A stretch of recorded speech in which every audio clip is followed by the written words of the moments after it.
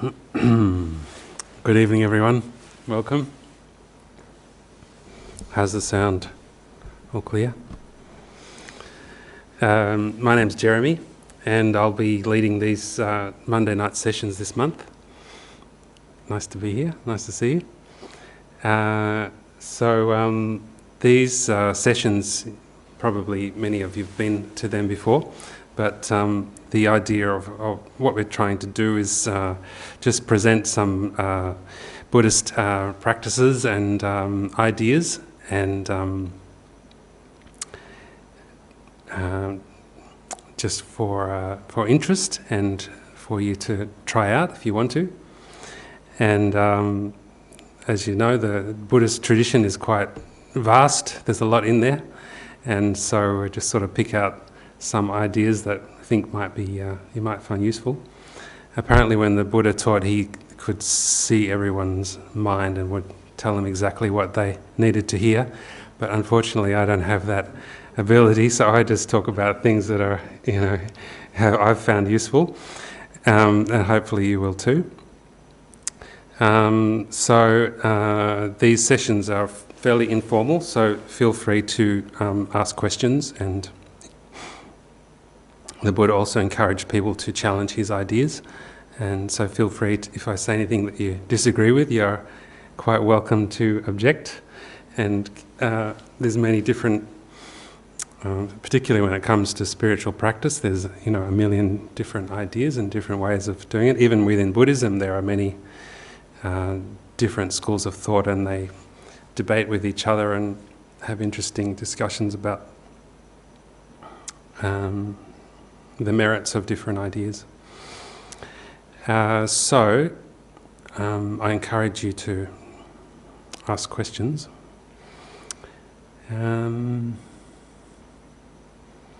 So we'll do some meditation, and I'll talk a bit, and then we'll have discussion. The meditation, you probably know what meditation is, but in case you're new to meditation, so meditation just means familiarizing your mind with a positive thought. That's what we're trying to achieve with meditation. So it's very simple, just familiarizing your mind, getting your mind used to or accustomed to a positive thought. And so what's meant by a positive thought is something which has a positive effect on your mind, making it more peaceful, more calm, relaxed, gentle, kind, patient, as opposed to a thought which is disturbing your mind, which is making it more agitated, more anxious, more aggressive, etc. So that's what we're trying to achieve. And in meditation, there's two main tools that we use, and one is called mindfulness. So that's a term that's used quite commonly these days and used in quite a lot of different ways. But mindfulness in this context, it just means remembering the object that you're focusing on. So if we're meditating on breathing, for example, we're just remembering that we're focusing on the breathing. So it's keeping it in mind. Mindfulness is keeping that object in mind, not letting it wander off to other things. And then the other main tool or faculty that we need to use to develop meditation, to practice meditation, is introspection. And introspection here means just observing what's going on in your mind while you're meditating, and seeing whether your mind has wandered off onto other things or whether it's remaining focused. So they're the two main tools that we need to firstly identify and then utilize when we're practicing meditation. So it takes a bit of, and they're tools that we use in our daily life all the time anyway, but we need to, I think, get used to using them in this way for the purpose of meditation.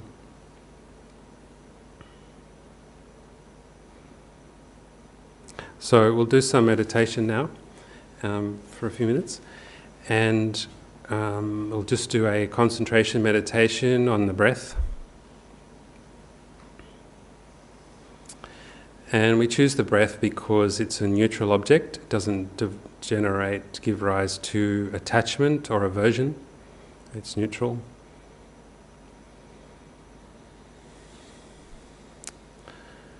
So, firstly, helpful to relax your body.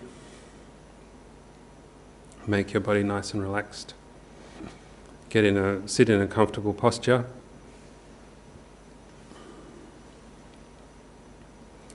So we're trying to be relaxed but also alert so we don't get sleepy.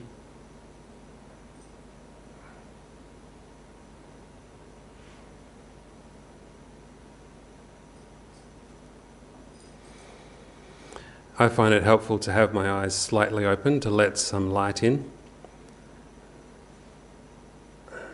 So that stops you getting drowsy. And having your back straight, arms and legs relaxed.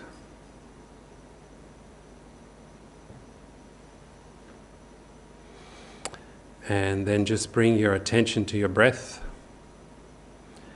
and observe your breath moving in and out. So it's just in a relaxed way, you don't have to force it. Just observe it moving in and out.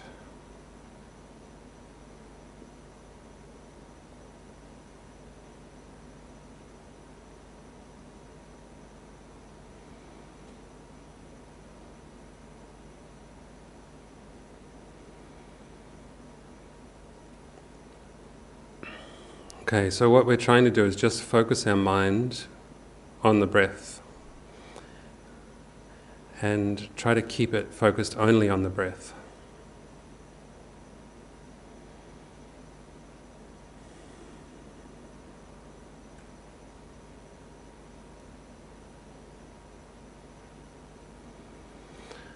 So mindfulness is remembering that, is keeping that object of concentration in mind, which is the breath.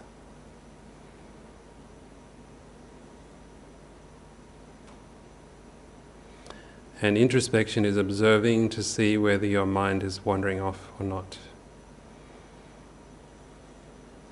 And then when it starts to wander off, it brings it back to the object of concentration.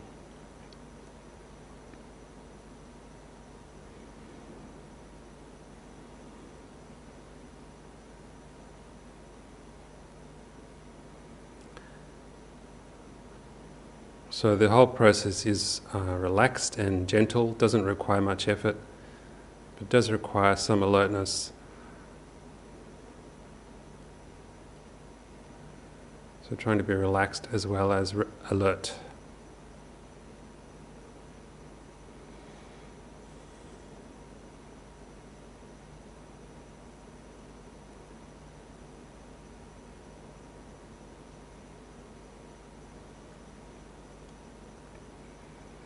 If you like, you can focus particularly on the sensation of the breath moving in and out past the tip of your nose, just under the tip of your nose.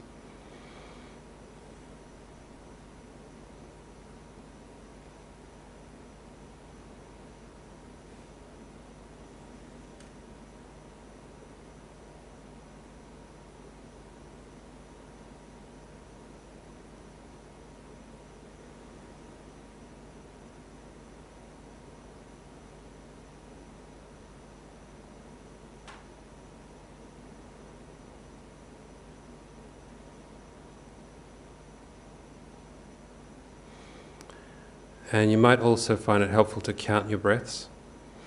So breathing in and out would be one breath. And then you just keep counting. 1, 2, 3, 4, 5, and continue. And then if you lose the concentration, then you can just start counting again from 1. So you might find that helpful too.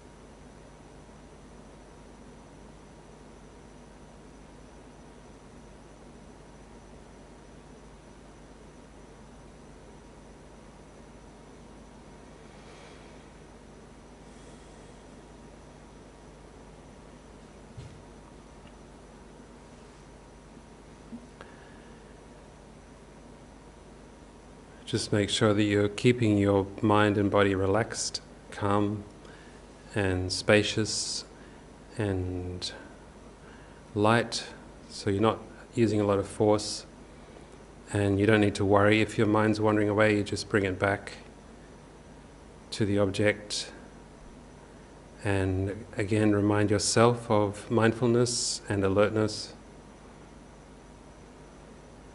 and try to use those two to keep your mind focused.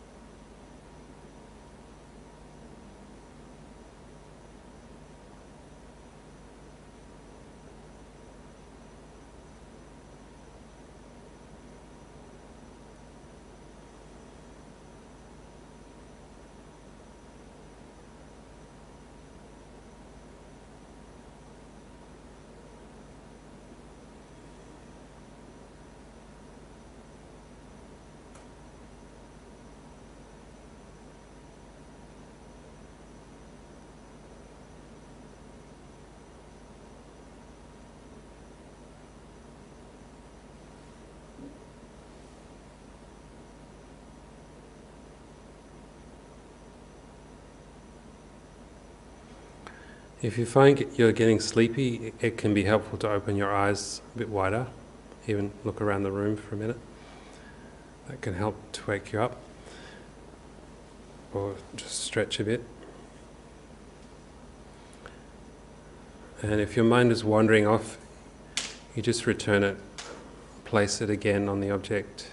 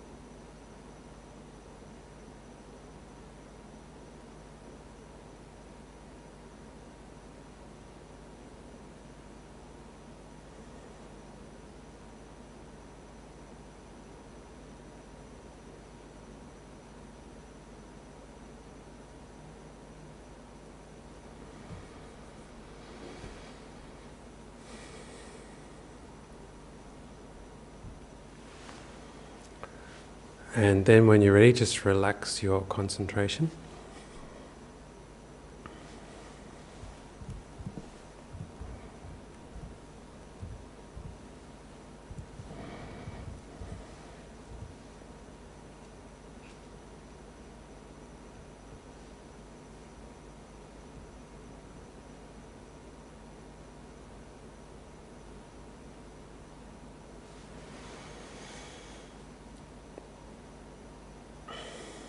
Okay, how did you go with that?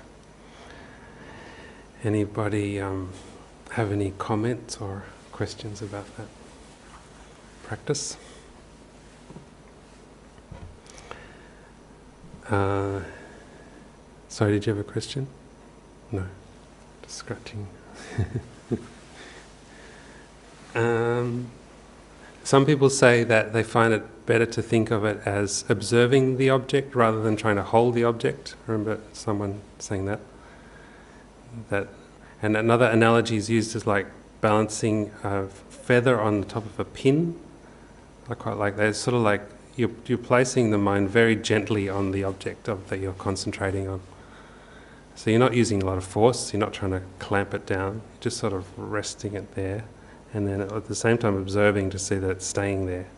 And if it just sort of floats off, then you just sort of float it back and place it there again. So the whole thing's kind of, I guess, gentle maybe. But I think everyone's different, so you just sort of do it in the way that you feel comfortable with and experiment. There's many different techniques.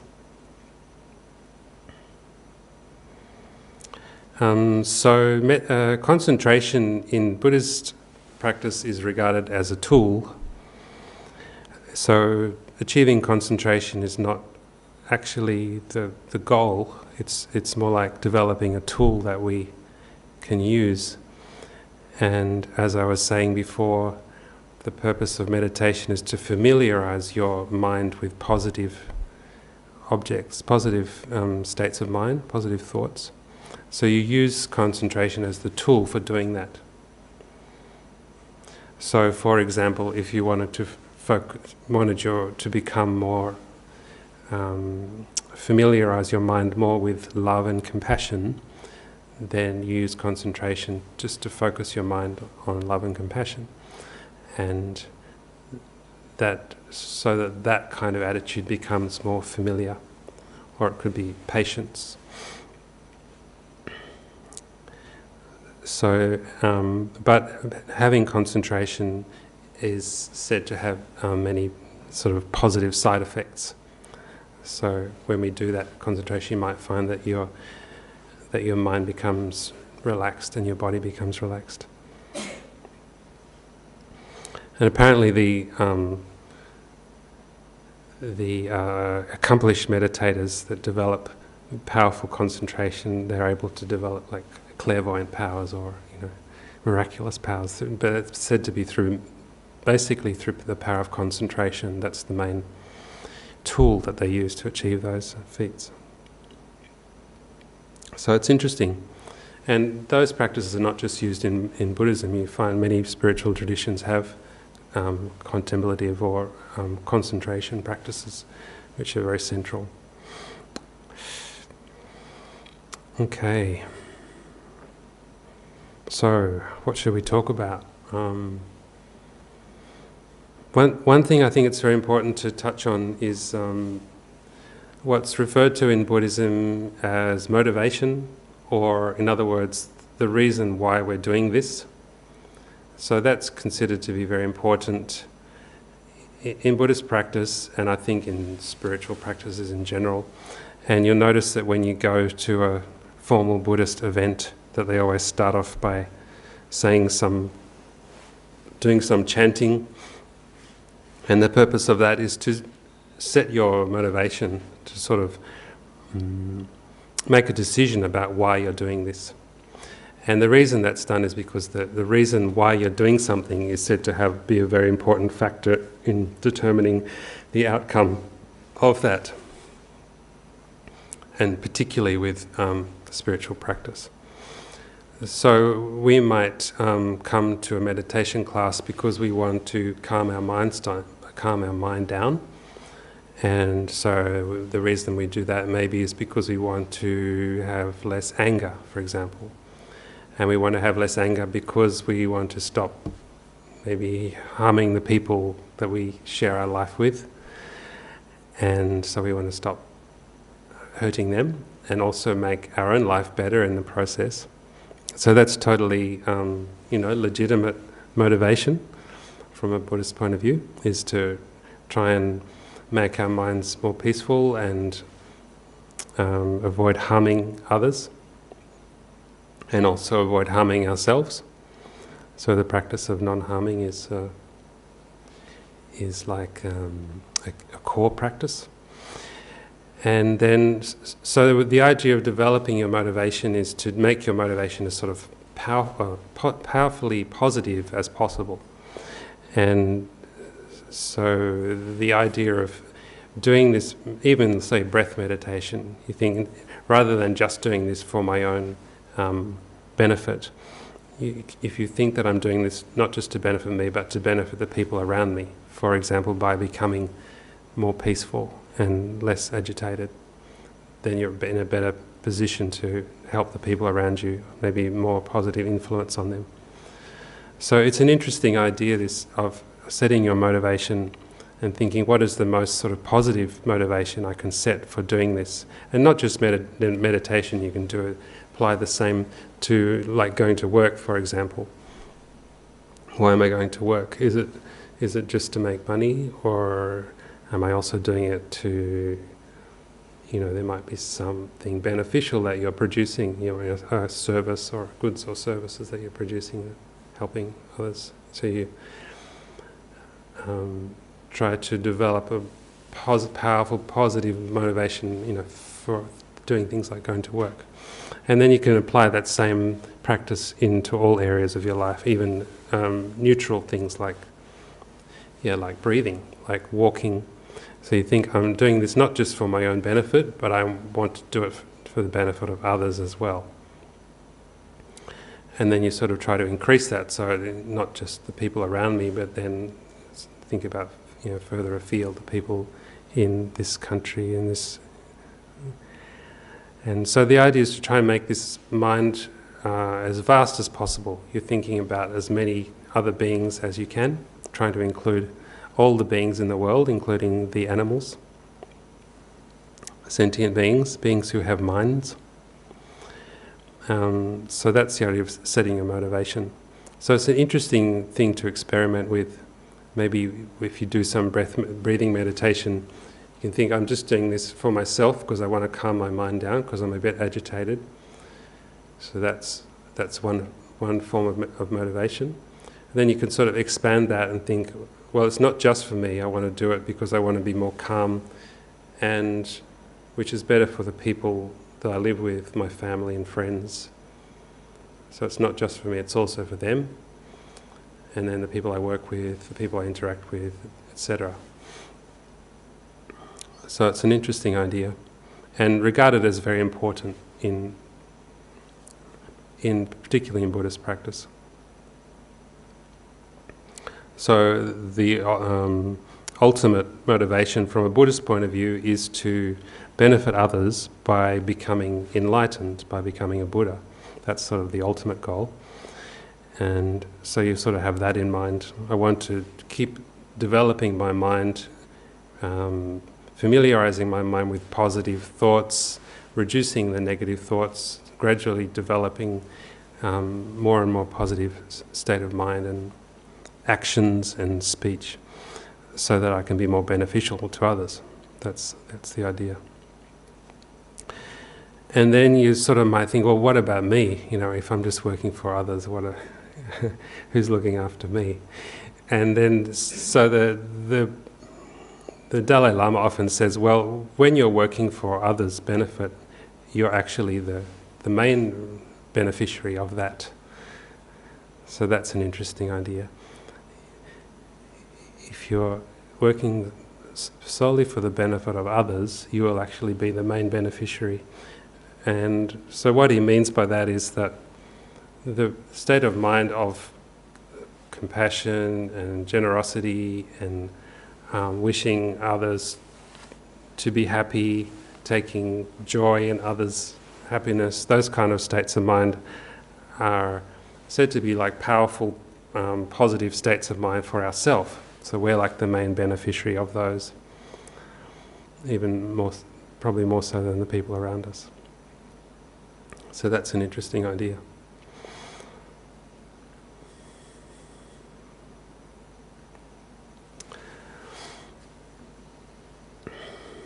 So that was the first thing I wanted to talk about, was motivation. So as one Buddhist teacher said, you could regard the Buddhist practice as a whole, as like a teacher training program. The whole idea is to train your mind so that you can teach others to also train their minds to make themselves happy and make others happy. So that's an interesting idea.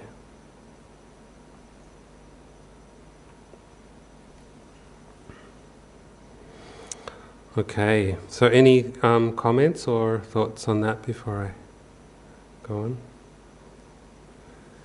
Do you like that idea? You don't have to. So that's the idea of motivation.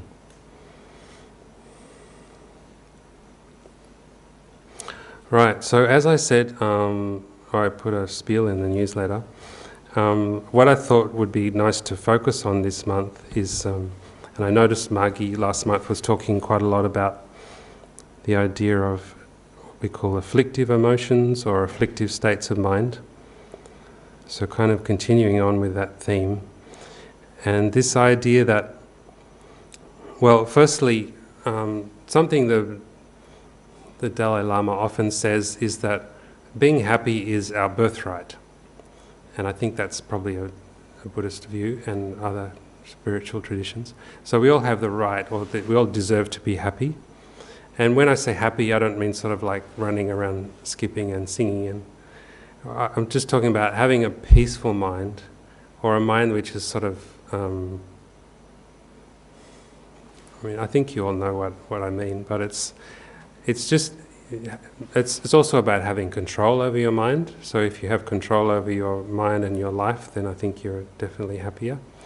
And also being able to positively influence the people around you is a happy way to be. So the opposite of that is sort of like being out of control and having all these sort of things going on in your mind and in your life which you don't have control over. All these emotions. And I remember, for example, when I first became interested in meditation, that I had that feeling of my life being very much like a roller coaster of emotions, which you probably have felt, and just going up and down and not really having any understanding about why that was happening, feeling really like fine one day and kind of terrible the next. I was a teenager, so that's part of it. But so that would be sort of like, I think we can see that's an unhappy state. So that's what we're trying to achieve, is this kind of peaceful, happy state of mind which is in control and which also has the potential to develop these states of mind strongly. So you can develop compassion and wisdom and concentration and develop these positive qualities. So that's also a happy state to be in. I think you'd agree. And then, so what's preventing us from having this happiness all the time is what we're referring to as afflictive mental states. The Sanskrit word is kleshas. And so they're states of mind that arise up, and we all have them, and we didn't ask to have them. They just come, and it's not like we deserve to have them, and we didn't ask for them. And so they just arise, you can be sitting, meditating, feeling all peaceful. All of a sudden this strong thought will arise, might be like regret for something you did a year ago, or it might be suddenly worrying about something you've got to do next week. So these thoughts just come up in our mind, and we can see that they're disturbing to our mind. it's kind of, you can actually feel sometimes pain, when you have a sudden, oh my God, I've got to you remember some deadline, something you haven't done, 5 people are waiting for you, and they're all going to be cursing you because you haven't done it. So it's sort of pain comes up in your mind, oh my God, I haven't done that. And like last 2 weeks ago, I missed my daughter's parent-teacher interview, completely missed booking those, so she's scolding me. So this sort of guilt comes up, and then you start worrying about things, start worrying about money, or worrying about your health, or blood pressure, or jobs you haven't done around the house. So the list goes on and on and on. We're all quite familiar with this. And so these are all just things that are rising in our mind, and they can be quite painful, we all know that. Particularly things like stress, anxiety, this sort of gut-wrenching, oh my God. So these are what we're referring to as these sort of afflictive states of mind, the kleshas. And we can see how they disturb our mental peace. And I guess one question that might come up is whether they are useful or not. Sometimes in these sessions, people say, well, if I was just completely chilled out all the time, I wouldn't get anything done. I wouldn't even get out of bed if I wasn't worried about, paying the bills or... So that's an interesting idea. Like, do we need them to motivate us? So I think from the Buddhist point of view, I'd say there's other ways of motivating yourself. You don't have to be motivated by stress and anxiety. You can be motivated by wisdom, for example. So you know that if you don't get out of bed and go to work, you're not going to get paid, and you're not going to be able to buy food for yourself and your family. So that's wisdom, but it doesn't have to be necessarily stressful. So you can be motivated by wisdom and intelligence. So that's something to think about. Do you think, another example, someone said, why is it all the spiritual countries are so poor? So he's saying, if you're just so chilled out, you don't worry about making money, you end up poor, and then the capitalist greedy countries take over and just push you down. And so that's an interesting idea too. Like, if you become too chilled out and meditate too much, you just sort of stop worrying about the economy and having an army to defend yourself and things like that, and you end up... There could be a bit of truth in that, because the Buddhist countries tend to get invaded, history tells you. So, I mean, there have been Buddhist kings with big armies that were supposedly just for defense, but it could be a bit of a problem, that you become a bit too relaxed and not put enough focus on your defences, and you get invaded and taken over. But anyway, what do you think about that? Does anyone want to comment? Do you think we need these, something like stress or anxiety? Do we need those to function? Any thoughts on that? Yes. I was in mine, arrived home when we very first locked out. Yes. My life is amazing. Hmm. And it's absolutely incredible. Look at the states in there. Hmm. So would you draw any conclusions between those two? On one hand, you've got this sort of peaceful Buddhist country, and then on the other hand, all this conflict going on. Do you think? Yeah.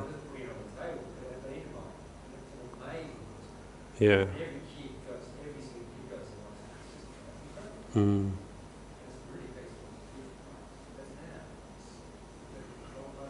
Mm.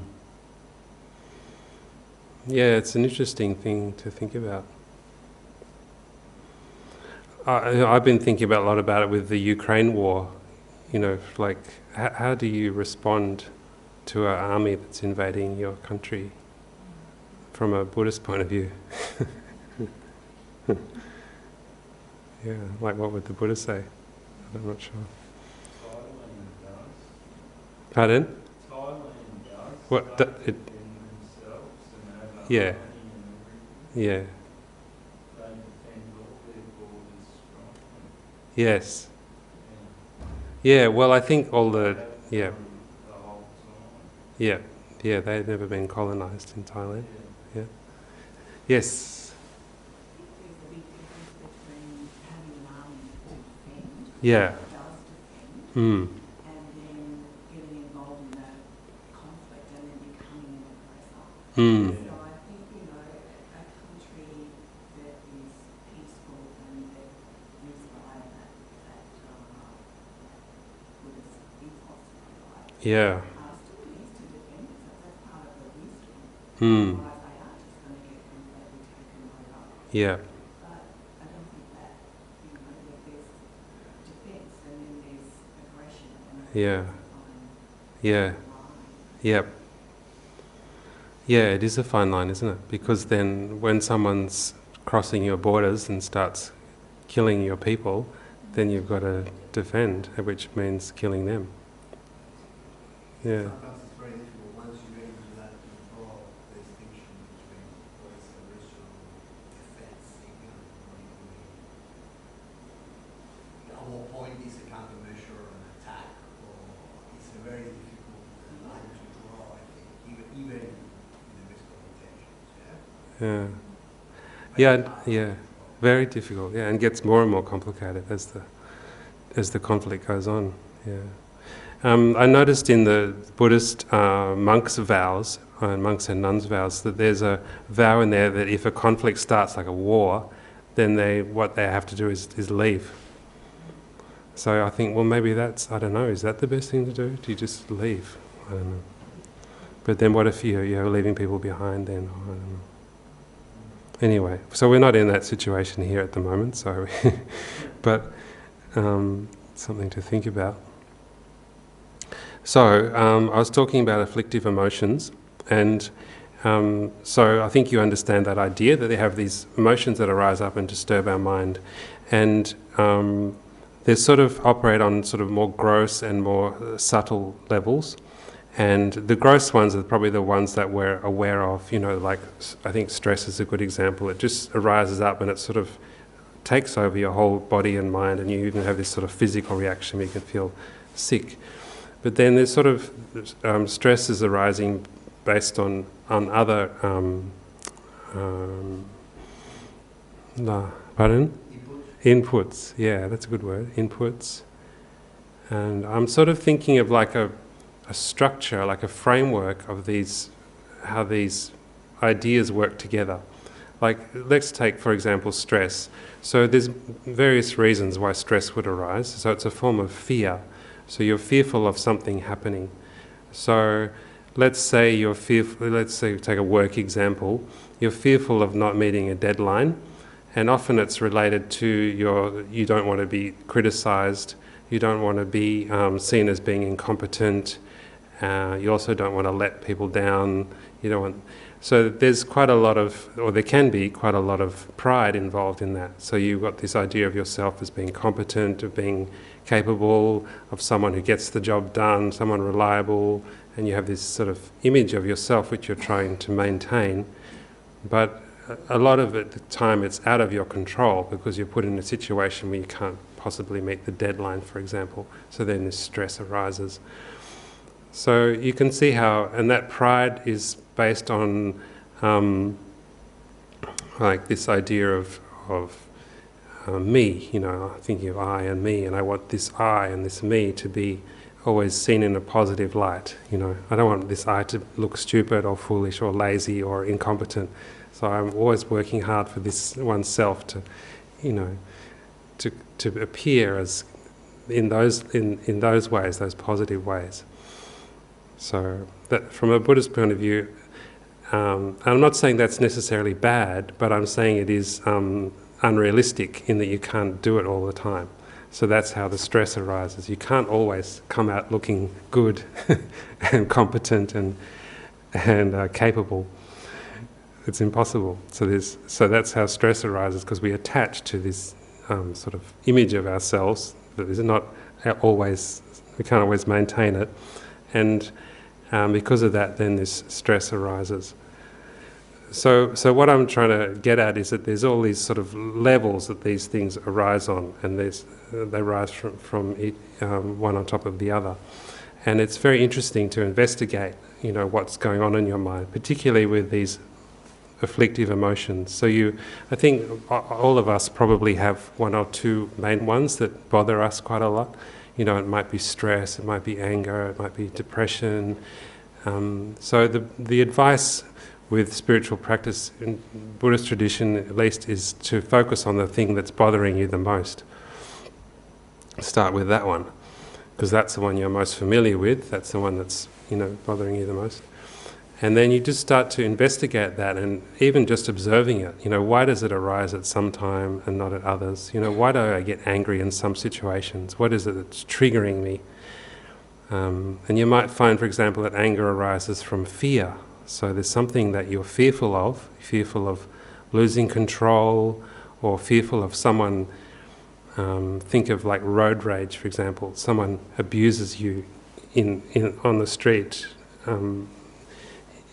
And then you just, this rage comes up. How dare they talk to me? How dare they belittle me in that way?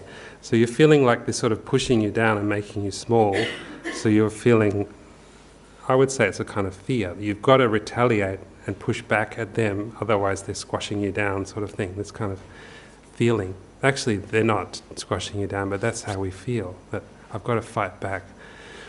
So this kind of, I think it's really interesting to investigate how they operate, these afflictive emotions, and how they build on top of each other.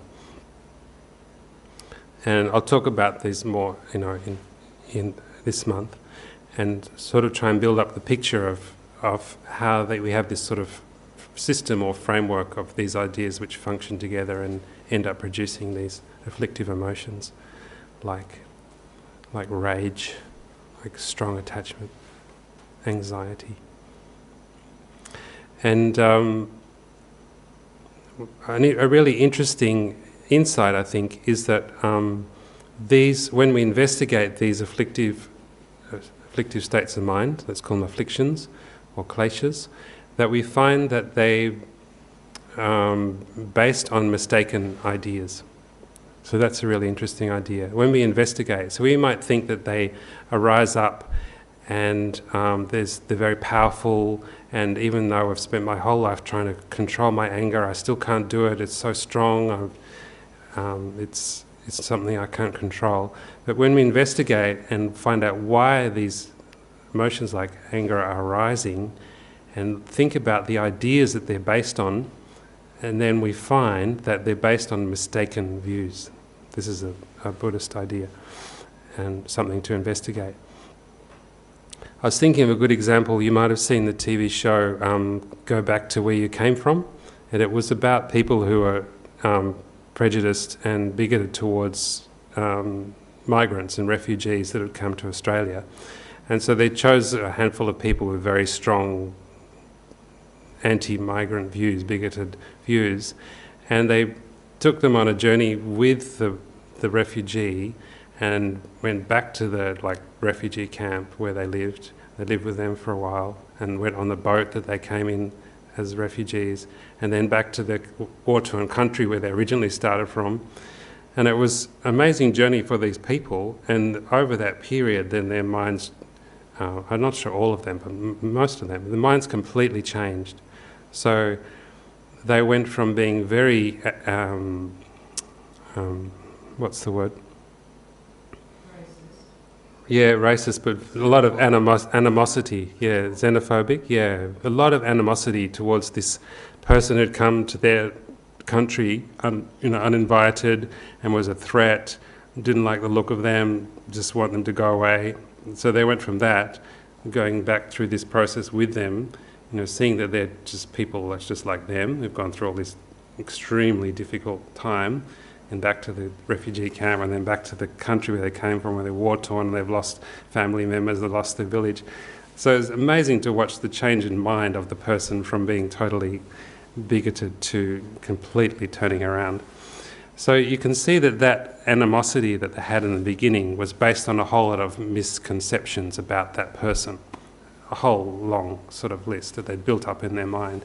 And the whole process they went through was just dismantling each of those misconceptions about that person. And in the end, some of them became fierce sort of advocates for refugees and very loyal sort of friends. So they went through a whole process of completely dismantling all those misconceptions.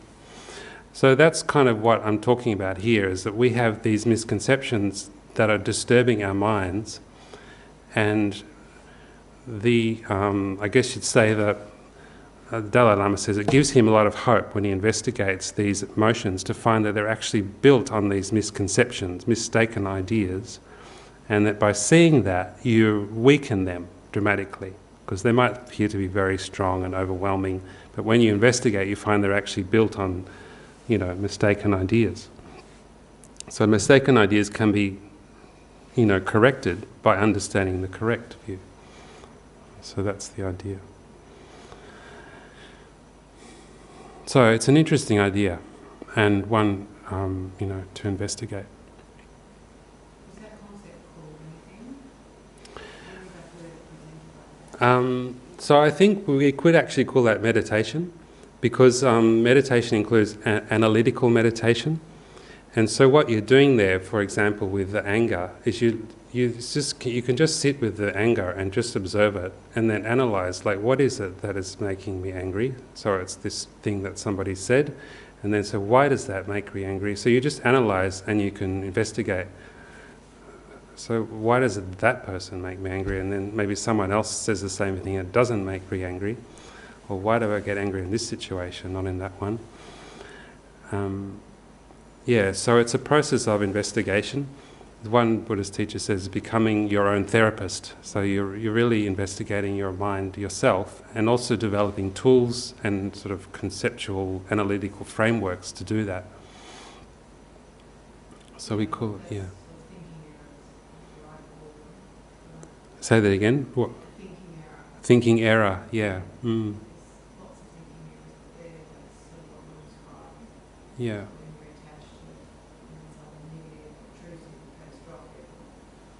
Yeah.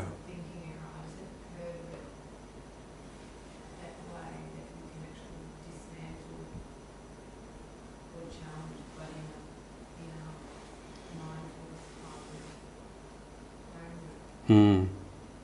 So when you missed the parent-teacher booking, did you experience guilt, disappointment, or sadness, just to use an example? Yeah, probably all of those. And then did you notice, because I can get sucked into all of that Yeah. intense emotion for various, lots of examples, we all get all experiencing daily.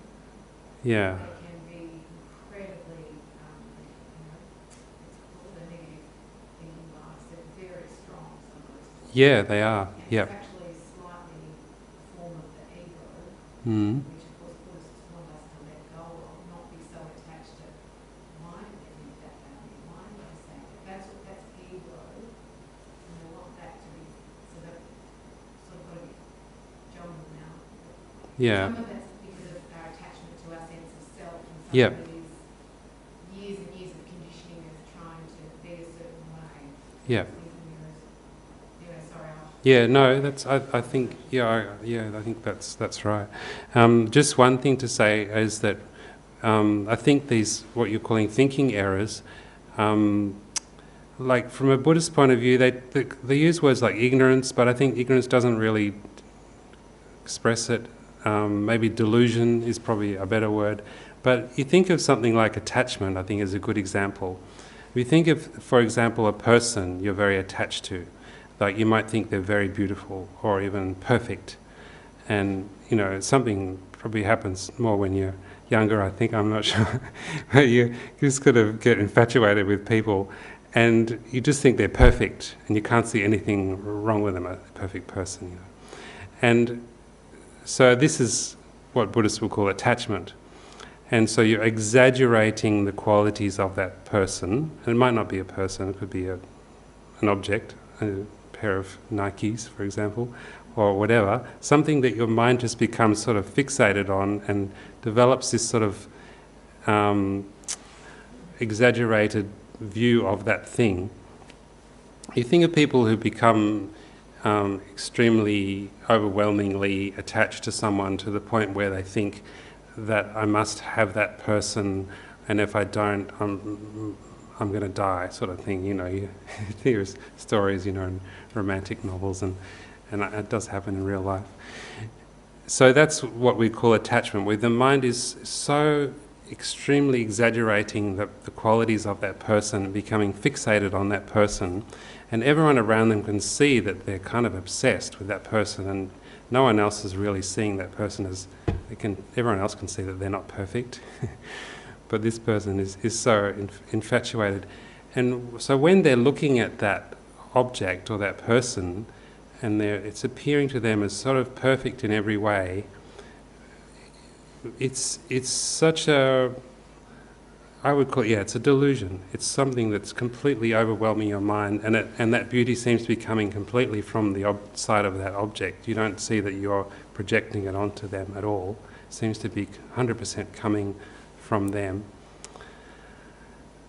So I think that's a good example of how this kind of afflictions can be so sort of convincing and so what's the word? Illusory,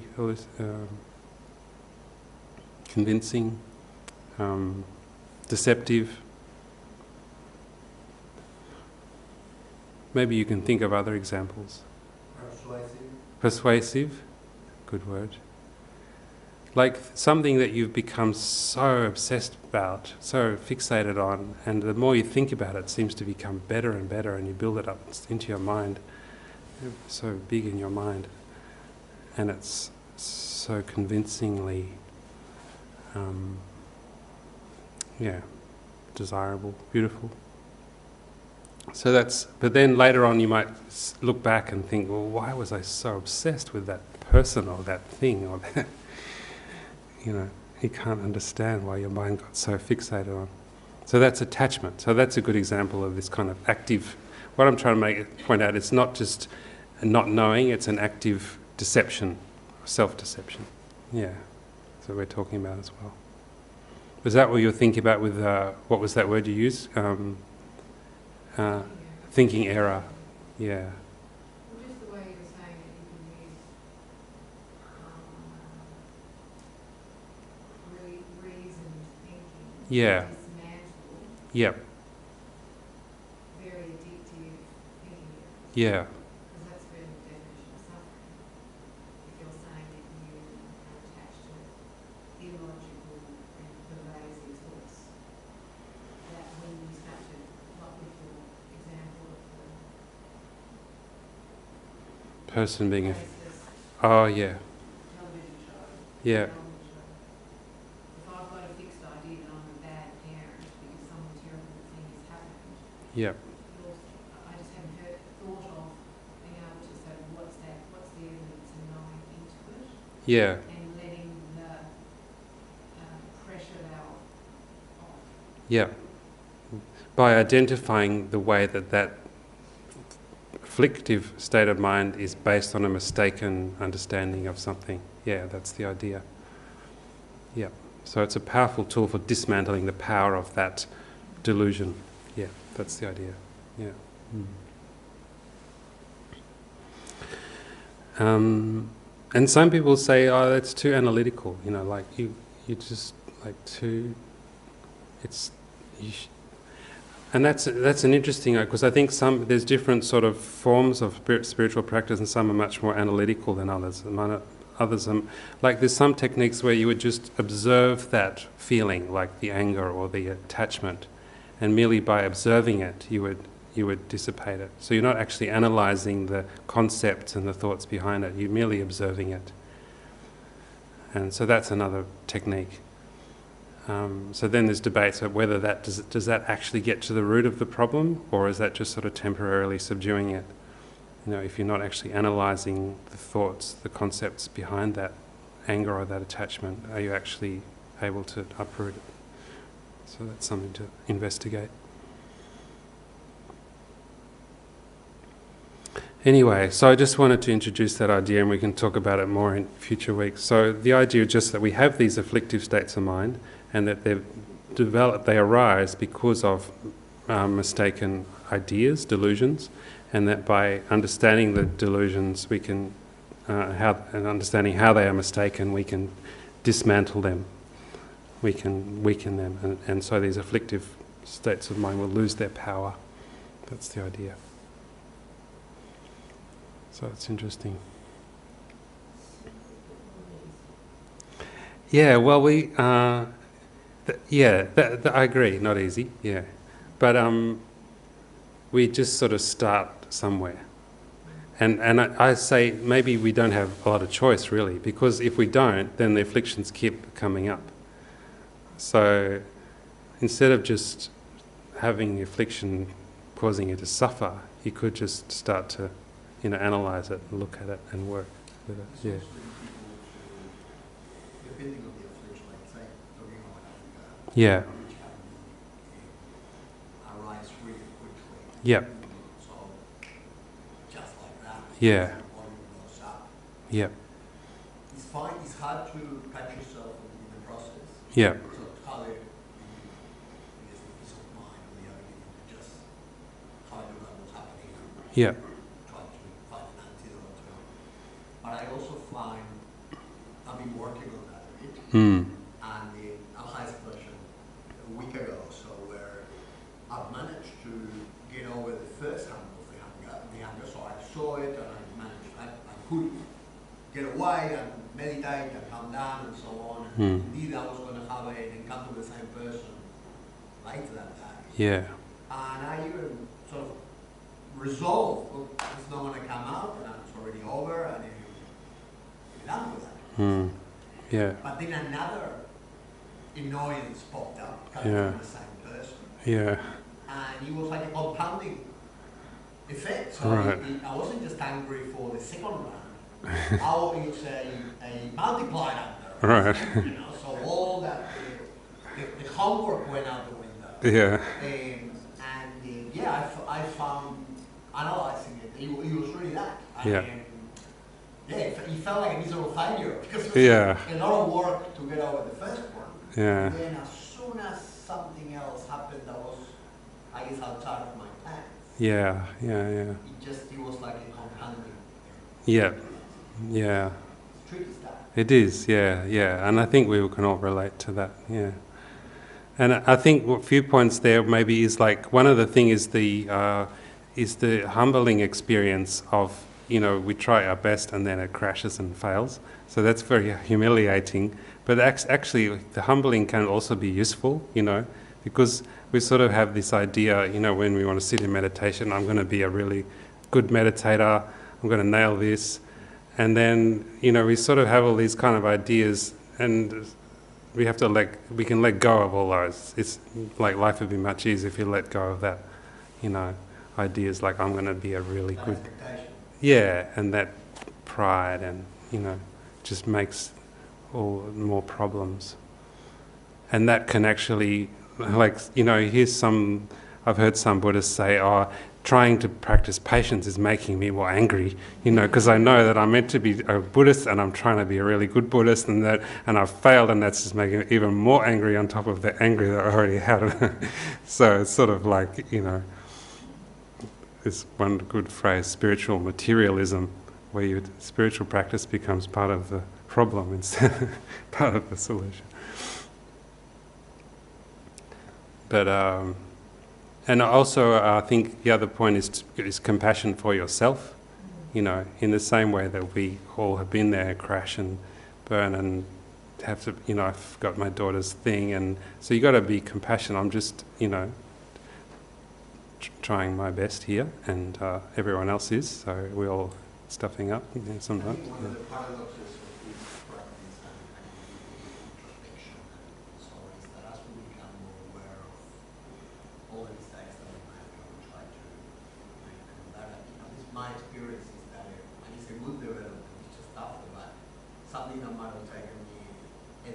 feel bad about it. Hmm. Now it takes me 10 minutes. Right? So the guilt, the blame, all the regret, all that comes a lot faster. Right. I guess I'm more aware of the effects of my behavior. Yeah. But yeah, sometimes you need, even to apologize, you need time for yourself. You need to give the person time in order to cool down. But I found myself, for example, in a situation, someone very dear to me, as soon as I left him behind, 10 minutes in the car, I was feeling terrible about how I treated him. He was the one, he acted wrong, but my reaction was not right. And that regret of that reaction, whereas my old me might have taken me a day or two, or might have never realized, never reflected on that. Now it's a real fast process, which all girls need to do. Right. So I was calling him to apologize. He was at the bar, he didn't want to talk to me, too angry, too upset, and I was like burning with guilt and regret. Right. Just an interesting Yeah. side effect. Maybe we should bring him along, bring him to the class. No, not critical, faster. So the regret, you know when you acted wrong, but perhaps before it would have taken me hours to calm down and to actually realize how wrong I was in how I acted. Whereas now it's really quick. But that's self-awareness. It's 100%. So that's why I said I think it's a good problem to have, not a bad one. Well, that's what Jeremy's saying. You still need to negotiate. You've got the insight. That's right. And it's trying to, maybe the self-compassion thing is the kind of the key to say, I saw it, I owned it, Yeah. it wasn't the right time, my bad. And what do they call it, the second arrow? You had that terrible interaction, which is all very arousing and distressing. And then the second arrow of suffering is then you gave yourself a really hard time about it. That's the second arrow, isn't it? Yeah, there's a story of when someone Our insults reaction you, to our yeah. reaction Yeah. adds another layer of suffering. So you've got to identify what you're doing at that second bit. Yeah. I don't know. Yeah, no, that sounds good. Yeah, no, I just think, that idea of self-compassion is very important, particularly when we're trying to, train our minds, and these things keep coming up. Another idea, which I'll let you go in a minute, is the idea that these afflictions are adventitious. So what that means is they're not in the nature of the mind, and they're not permanent. So there's the example given of the sky, so your mind is like the clear sky, and then there's things like anger coming up. So you don't think, the anger is me, the anger just comes up. The same way it comes up in other people, just arises, after a while dissipates. So that's important too, I think, like to think the afflictions are not me. They're just something that arises in the mind, yeah.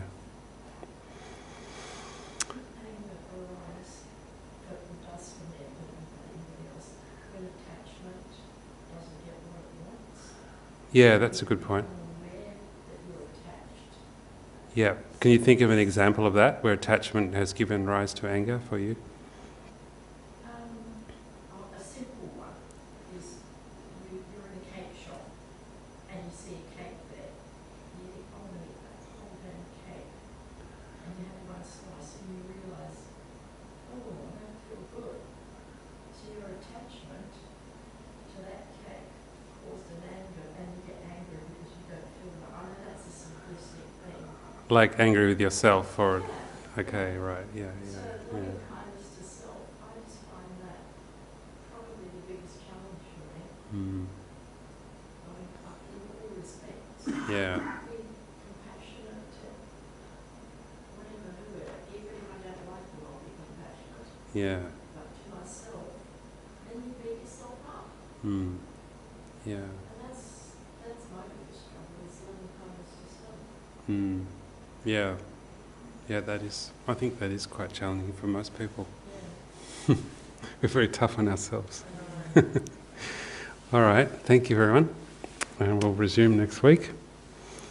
Good discussion, thanks. There's tea and cake in the dining room if you like to stay.